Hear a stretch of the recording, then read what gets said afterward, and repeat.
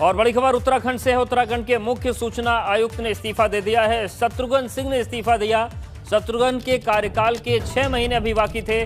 तीरथ सरकार ने अहम जिम्मेदारी संभालेंगे शत्रुघ्न सिंह। केंद्र में कई अहम पदों पर शत्रुघ्न सिंह रह चुके हैं। 1983 बैच के आईएएस है शत्रुघ्न सिंह। तो ये इस वक्त की बड़ी खबर है।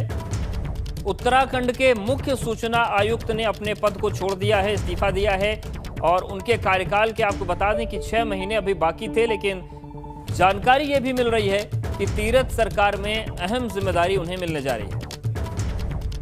और ब्यूरो चीफ अजीत सिंह राठी जुड़ रहे हैं। अजीत जी, जिस तरीके से मुख्य सूचना आयुक्त ने इस्तीफा दिया है, किस तरीके की जिम्मेदारी भविष्य में उनको मिल सकती है? अवधेश, देखिए, किसी भी बात के दो पहलू होते हैं। अभी एक ये फैसला सरकार ने लिया है तो इसके भी दो पहलू हैं। और एक पहलू ये है कि मुख्यमंत्री कार्यालय में, उनके सचिवालय में जो आईएएस अफसर अभी तक तैनात थे वो बहुत जूनियर थे और वो जो पूरी ब्यूरोक्रेसी है, जो पूरा सत्ता संचालन है, उनको पूरा तरीके से गवर्न नहीं कर पा रहे थे। उनका कंट्रोल नहीं रह गया था, तो इसलिए बहुत जूनियर होने के नाते परेशानी हो रही थी। और दूसरी बात यह है कि शत्रुघ्न सिंह को लाने के पीछे एक बड़ा मामला ये भी है, एक बड़ा नज़रिया ये है कि वो इस स्टेट के मुख्य सचिव रह चुके हैं। यहाँ खंडूड़ी जब मुख्यमंत्री थे उनके प्रमुख सचिव रह चुके हैं।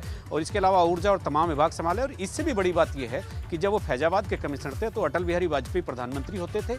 और उन्होंने जब अयोध्या मस्जिद का विवाद चल रहा था तब उन्हें केंद्र की तरफ से अपना एक दूत नियुक्त किया था राज्य सरकार से बात करने के लिए। और वो मनमोहन सिंह की सरकार में प्रधानमंत्री के संयुक्त सचिव से अपर सचिव तक रहे हैं। मतलब वो उनका इतना बड़ा एक्सपोजर है शत्रुघ्न सिंह का कि वो ब्यूरोक्रेसी में उनका एक बहुत बड़ा नाम है। और यहाँ मुख्य सचिव बनने के बाद फिर वो सीआईसी बने और 6 महीने पहले वो पद छोड़ दिया। एक डायलॉग बहुत हाई लेवल पर हुआ है, इसके बाद ये निर्णय लिया गया है।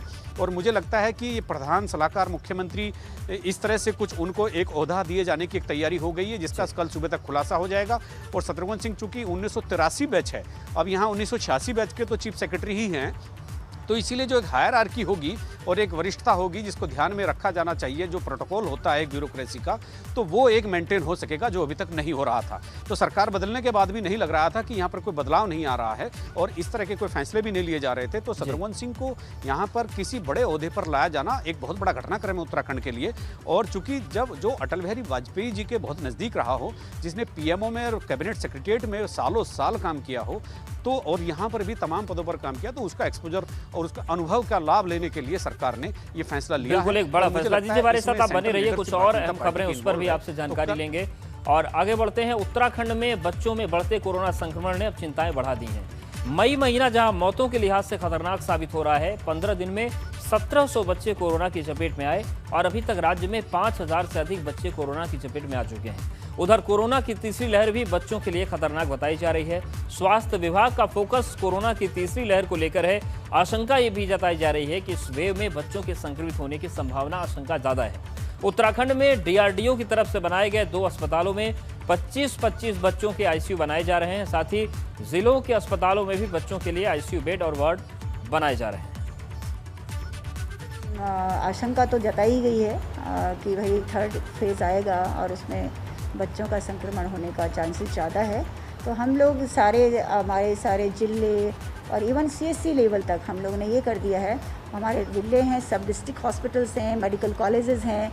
इवन डीआरडीओ द्वारा हमारा 500 बेड के एक ऋषिकेश में और हल्द्वानी में 500 बेड का ही हॉस्पिटल तैयार हो रहा है। ऑलमोस्ट तैयार हो भी जाएगा 21 तारीख में। तो तैयारियां शुरू हो चुकी है। लेकिन अजीत जी, ये बड़ी चिंता की बात है। जिस तरीके से कहा जा रहा था कि तीसरी लहर बच्चों के लिए खतरनाक हो सकती है, ऐसे में जो आंकड़े उत्तराखंड से आ रहे हैं, क्या ये इस बात का संकेत है कि बच्चों को अब बचाना होगा गंभीरता से? जी बिल्कुल अवधेश, देखिए, चूंकि जैसे ही ये इस पेंडेमिक की दूसरी लहर जैसे ही आई थी तो सभी लोगों का जो एक फोकस था वो युवा पे और जो वृद्ध लोग थे उन पर था। तो किसी को आभास नहीं था कि ये बच्चों में भी इसका कोई रिएक्शन हो सकता है, कोई मरीज मिल सकते हैं। अच्छा, कुछ हम और मतलब एक सो मोटो ये मान लेते हैं कि बच्चों का जो इम्यूनिटी सिस्टम है वो जवान से और वृद्ध से मतलब कहीं ज़्यादा मजबूत होता है। तो बीमारियां उनको अगर आती भी हैं तो ईश्वर उनका इम्यूनिटी सिस्टम इतना जोरदार रखता है जब तक उनका बचपन रहता है, ताकि उनको किसी दूसरी औषधि और किसी दूसरी मदद की जरूरत नहीं पड़ती। तो आपने देखा भी होगा कि किस तरह से बच्चे एकदम से ग्रो कर जाते हैं। तो इस लिहाज से मुझे लगता है कि जिस तरह से बच्चों में केस आए हैं तो अब सरकार को इस बात पर सावधानी बरतने की जरूरत है, जिसका अभी सिलसिला शुरू हुआ है। एक प्रयास शुरू किया गया है कि जो DRDO के जो कोविड सेंटर बनाए जा रहे हैं उनमें बच्चों के लिए भी एक अलग से कुछ बेड आरक्षित किए जाएंगे। क्योंकि ये बीमारी बच्चों की तरफ बढ़ रही है तो तीसरी अगर लहर आ गई और वो बच्चों में ज़्यादा रिएक्शन हो गया तो बहुत नुकसान इस देश का हो सकता है। तो उसी को रोकने के लिए यहाँ पर एक जो प्रयास शुरू हुए हैं तो वो अभी आप देखने को मिल रहे हैं कि DRDO के हॉस्पिटल्स में और बाकी फिर इनके बाद जो दूसरे हॉस्पिटल्स हैं उनमें भी जो बच्चों के आरक्षित वार्ड बनाए जा सकते हैं, ताकि बच्चों को के जीवन को संरक्षित किया जा सके, उनको सुरक्षित किया जा सके।